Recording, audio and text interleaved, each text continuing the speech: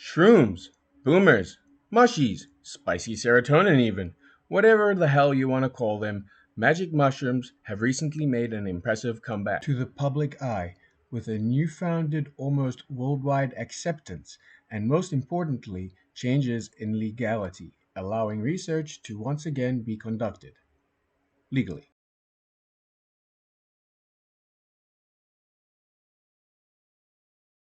Magic mushrooms have been used by mankind since prehistoric times. Evidence can be seen from art of various forms created throughout the ages from around the world. They were used for various medical practices, religious ceremonies, communicating with spirits or gods, enhancement, and even plain old recreation. Their use may even actually go back millions of years, according to the stoned ape hypothesis, which postulates that their consumption led to the rapid increase in brain size of early hominids such as Homo erectus, leading to eventual evolution into Homo sapiens. This theory has been widely popularized by the ethnobotanist Terence McKenna and mycologist Paul Stamets, two of the most well-known names in their related fields. The theory has solid science backing it up and is an interesting rabbit hole to magic mushrooms in the Western world, however, were not really a thing until 1957 when ethnomycologists Gordon and Valeria Wasson participated in a guided ritual in Central America, wrote an article for Life magazine coining the term magic mushrooms, and were so blown away by the effect that they sent samples to the famous Swiss chemist Albert Hofmann, the man who had earlier discovered and been the first person to ingest LSD in 1943. In 1958, he isolated and synthesized 4-phosphoroxy-NN-dimethyltryptamine, also known as psilocybin, sold by Sandoz under the name of Indocybin.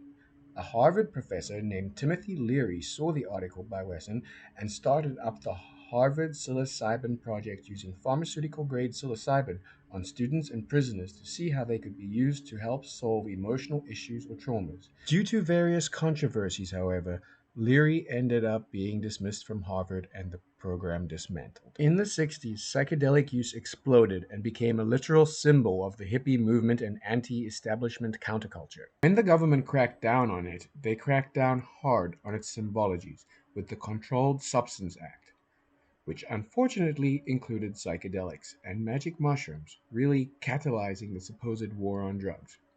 Originally banned in 1968, magic mushrooms were rescheduled to Schedule 1, meaning they have no medical use and are very dangerous and addictive. This fear mongering pushed all research into these substances into becoming essentially a career killer, not to mention illegal, so naturally it pretty much disappeared. For 30 years, nothing.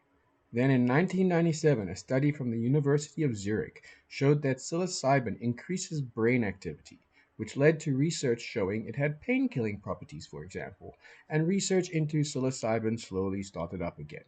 Enter 2022, and mushrooms have been decriminalized in a few US states and countries, and even fully legalized in some. And in many places around the world, it is legal to grow, but not sell or even consume, creating legal loopholes. Magic mushrooms, along with marijuana, are expected to become legal within the US, though. Eventually. There are currently many studies being conducted into the various possible uses of psilocybin, from alleviating depression to PTSD treatments and obsessive compulsive disorder, addiction therapy, cluster headaches and migraines, even end of life psychological distress. There are no as of yet approved medical uses, but that is expected to change in the near future. Besides for recreational use, there are two theoretical medicinal uses for psilocybin. Guided therapy with the assistance of hallucinogens has been shown to be very effective in settling various forms of emotional distress, helping people work through negative emotions or accept hard truths in their own lives. Besides for that, a relatively new phenomenon of microdosing has emerged. This is the act of taking subperceptual doses of hallucinogens to exert nootropic effects or brain enhancing effects, shall we say. Regardless of their method of use, people have reported a distinct sense of well being and general positive mood for even months after their use. While there are many known and yet to be discovered benefits to their use, they may not be for everyone. At low to moderate doses, side effects typically include mild to moderate distortions in cognition and sensory perception. At higher doses, though, profound and life altering experiences are commonly reported.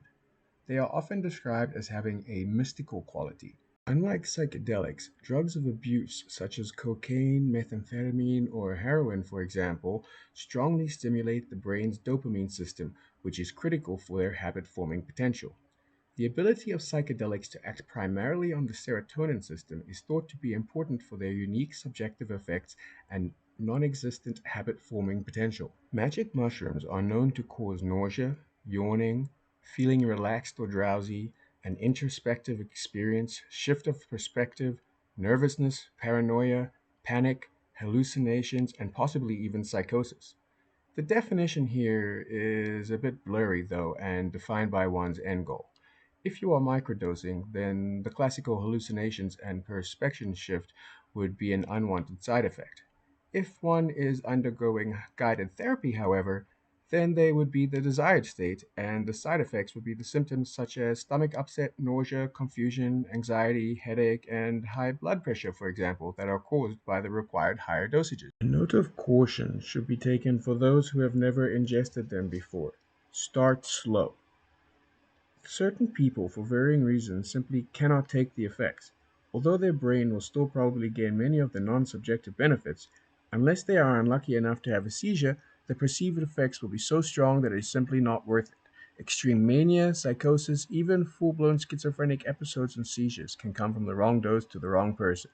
Essentially, this is a use at your own risk medication that takes extensive knowledge and preparation to use therapeutically and be reliably safe. Seeing as it is not a currently approved med for anything, there is no real definitive alternative. The closest thing to it would be another hallucinogenic with a tryptamine backbone, such as DMT, ibogaine, or LSD, which is technically an ergoloid with an overly complicated tryptamine backbone. Stretching the concept of alternative, there is also ketamine, a dissociative, and MDMA, a hallucinogenic with a phenylethylamine backbone, making it much more stimulating than psilocybin, which tends to be more sedating.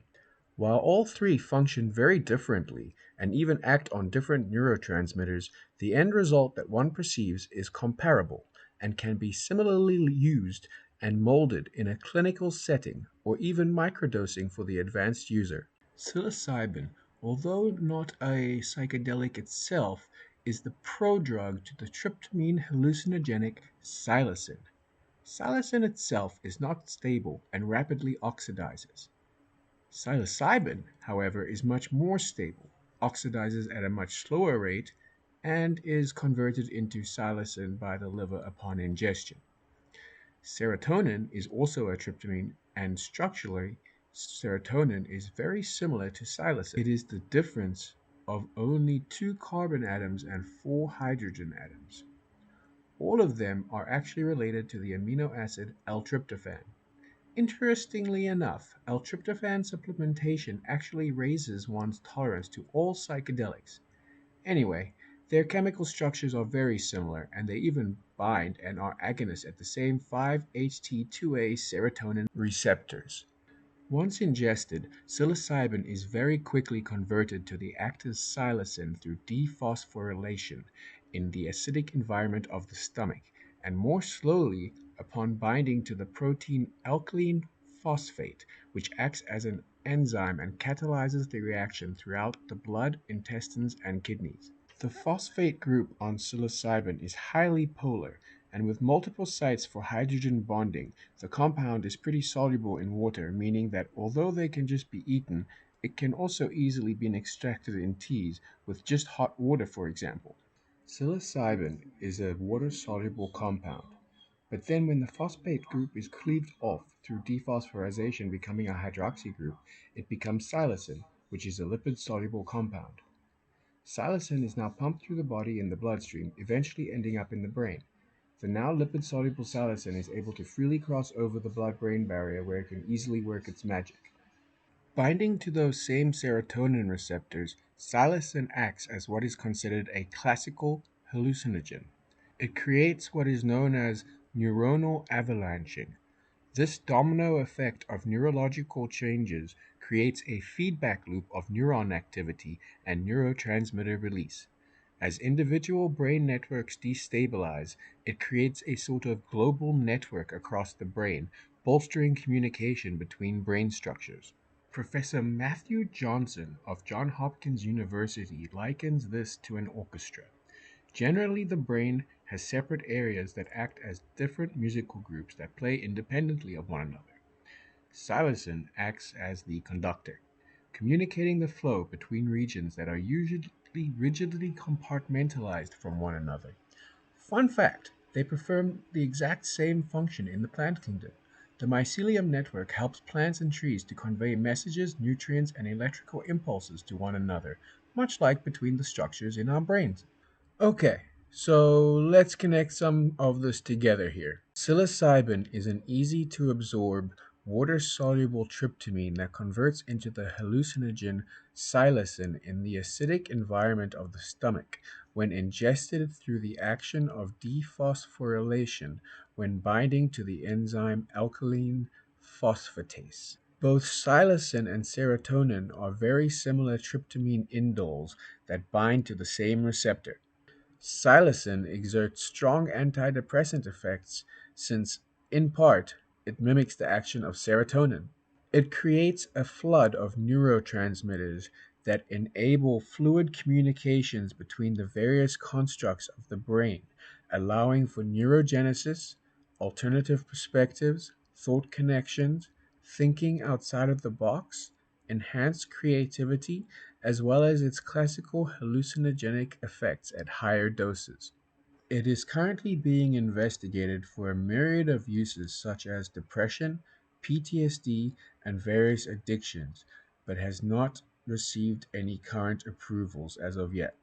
It is an amazingly safe substance, although caution should be used when first trying it, since the effects vary greatly from person to person and can be unpredictable for some people. Certain psychedelic drugs, which can finally be studied legally once again, hold lots of promise medicinally.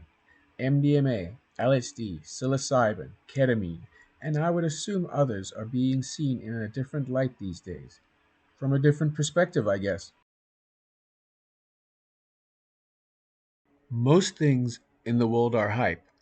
Most things in the world are oversold and underdelivered.